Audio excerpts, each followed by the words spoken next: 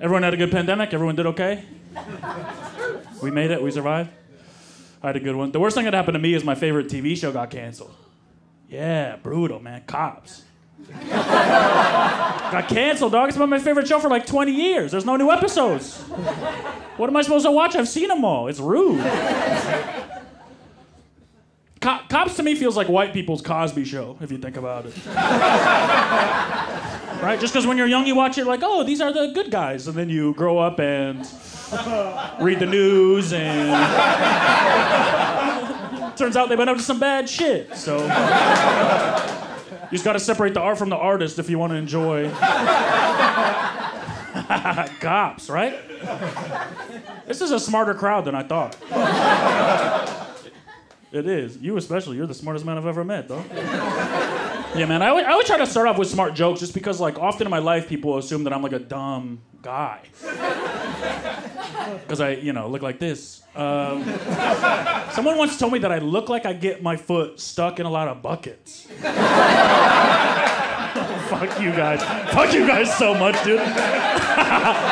It's genuinely my dream in life is to tell that joke to a crowd, and they all look at me and they go, oh, I don't see that at all. But you guys... That hurts my feelings. I kind of look like a father and his son had a kid.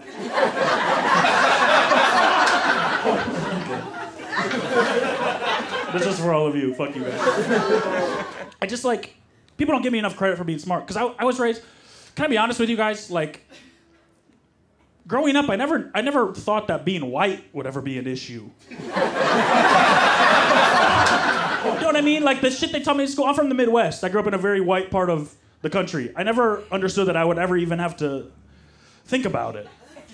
And now I'm an adult and I live in this country and I do, and I just wasn't prepared for that, I guess. You know what I mean? Like they would teach me in school. They'd be like, Pocahontas, she gave the white man more land to have.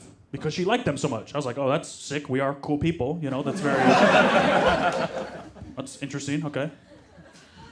You know what I mean? Abraham Lincoln, a white man, ended slavery. You're welcome. That's my team. I was like, all right. I guess we're the good guys. That's cool of us.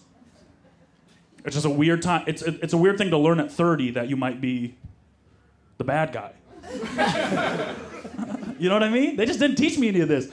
Even like they would show pictures of like Martin Luther King Jr. on civil rights marches with big groups of people. And on the edge of the group of people, there'd be a white guy. And I was like, there we are.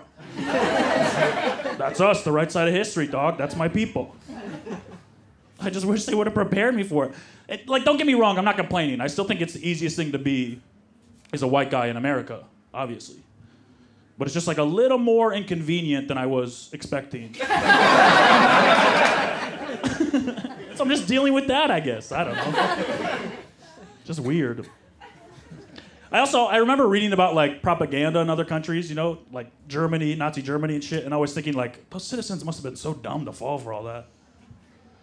And then the bell would ring and we all stand up and turn to the flag and go, I pledge allegiance to the flag of the United States of America. It's like, damn, bro, they got us too, I think. It's a weird time. It's the hardest time in history, the hardest time in human history to be a straight white man. So a little empathy would be nice. As we navigate these difficult times. I am a Native American. I am. I was born here. That's what that means. Native to America. Sorry. Oops.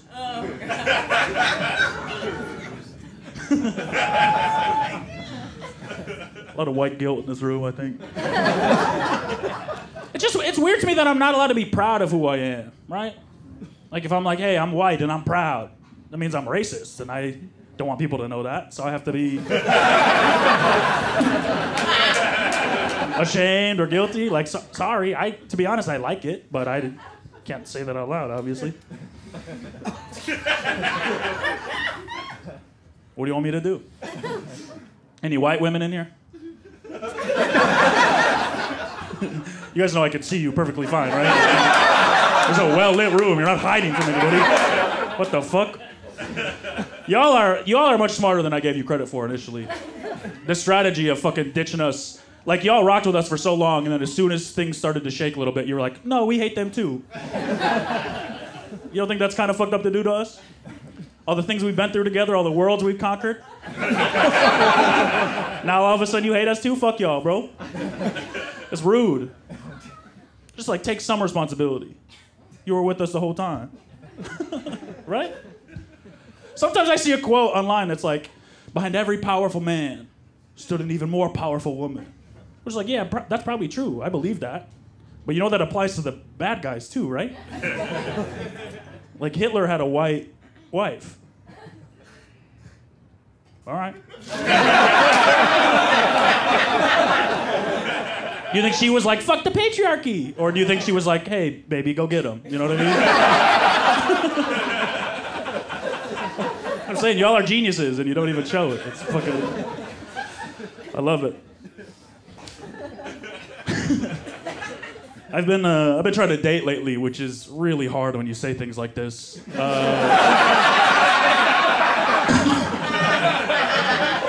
It sucks, man. I'm from Michigan originally, okay? And I don't feel that way at all. Very bad place. I lived there for the first 20 years of my life, okay? And the whole time I lived there, I never had like a serious girlfriend because I always had these big dreams of moving to LA. And so I would walk around the streets of Michigan all cocky and be like, none of you girls are as good as the girls in LA. And then I moved to LA and I was like, oh, fuck. I should have got married in Michigan, bro. No offense to if you live here, but, you know, you're a little wacky. I've been hanging out with this girl, and her hobby, the one thing she likes to do the most, all day, every day, is she loves watching these murder mystery documentaries. Yeah, bro, she loves watching women get brutally murdered for some reason. I'll come home from work, and there'll be real pictures of real dead women on our TV, and she'll be like, curled up and smiling. I'm like, this isn't okay, bro. I think it's ruining her brain because a couple weeks ago we went camping. And the whole time she didn't enjoy the trip because she was so paranoid, looking in bushes and behind trees for a murderer. I was like, dog, if you paid any attention to those shows, you know that it would be me that would kill you, right? It's never once been some random guy in the woods. What shows are you watching? It's the husband, it's the boyfriend, it's the lover killing their wife. It's me. I had this conversation with her. I was like, you know, this is probably bad for your mental health to continuously watch women get murdered over and over again. And you know what she said? She goes, no, it teaches me to know what to look out for in the real world. I was like, no, it doesn't. 100% of the women we watch are dead. You understand? You're taking the wrong notes, dog. You're watching the wrong game film. That's a 0% success rate. I'm from Michigan. I'm a fan of the Detroit Lions, the first football team in history to go 0-16. I would never watch that and be like, this is how you do it. It's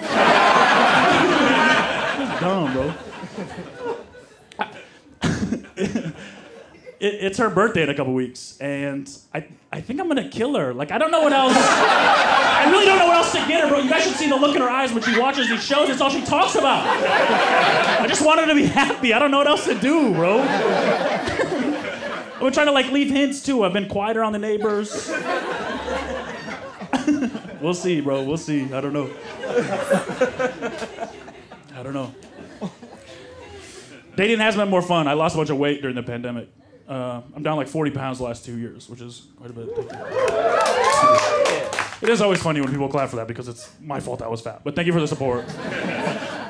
I'll tell you guys the worst thing that ever happened to me as a fat guy, though, was when I was in high school. And for a couple years in high school, I was gay. I was in the musical. And I like tried to play football, but it hurts when they tackle you. And I was like, I don't want to do that. So I joined the musical.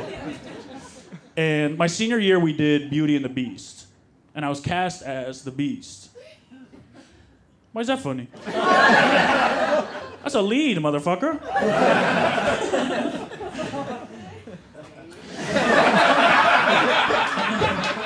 So I'm cast as the Beast, right? And at the end of the play, there's a scene where the Beast magically turns into a handsome prince. And my school got a whole different guy